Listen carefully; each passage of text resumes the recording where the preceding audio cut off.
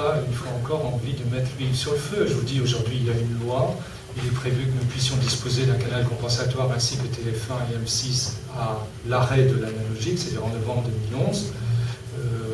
Pour ma part, je ne suis pas en mesure d'accepter un moratoire jusqu'en 2016. Si c'est un moratoire jusqu'en mi-2012, je veux bien, c'est pas un sujet. Mais de toute façon, une chaîne que si nous préparons une chaîne aujourd'hui, en aucun cas elle ne sera diffusée avant mi-2012 en raison du développement nécessaire du multiplex qui la recevrait. Mais 2016, ça me semble très très tard. Vous ne vous rendez peut-être pas compte à quel point les acteurs étrangers qui nous regardent avec une grande distance sont déjà en train de constituer leurs offres. Ils nous achètent des droits à nous chez Studio Canal tous les jours. Regardez, Netflix vient d'acheter la dernière série de David Fincher au niveau mondial. Tous les jours, on a des nouvelles de ce type. Donc, c'est absolument illusoire de vouloir fermer ce marché. Sachez que YouTube a prévu de lancer très rapidement, grâce à l'émergence des téléviseurs connectés, 20 chaînes de télévision. Il y aura 20 chaînes de télévision nouvelles qui seront accessibles sur les téléviseurs, qui n'auront pas de convention avec le CSA et qui seront accessibles par la voie IP directement.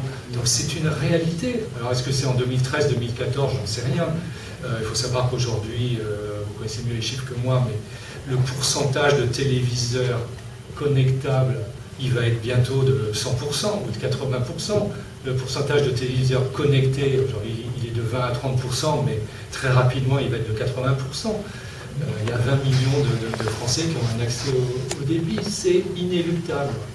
J'ai un peu l'impression, là, on est en temps de la fabrique de la diligence, et le moteur à explosion arrive, et on dit fermons tous les marchés pour qu'il n'y ait plus que des diligences. C'est pas bon. Moi, je n'ai jamais cru, et dans tous les métiers de la Terre sont compliqués, et celui-ci en particulier, résister par la fermeture ne marche jamais. Ça peut marcher 6 mois, 3 mois, mais c'est une mauvaise stratégie. Il faut que chacun d'entre nous, chacun des acteurs, ait une stratégie offensive au regard de ses priorités et de ses moyens pour prendre en compte cet environnement.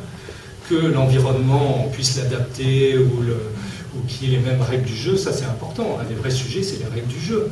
Quand on pense que toutes les télévisions linéaires ont des obligations au niveau auquel on les connaît, et que tous ces acteurs vont arriver sans obligation, ça c'est un vrai sujet. Comment arriver à rendre la compétition équitable.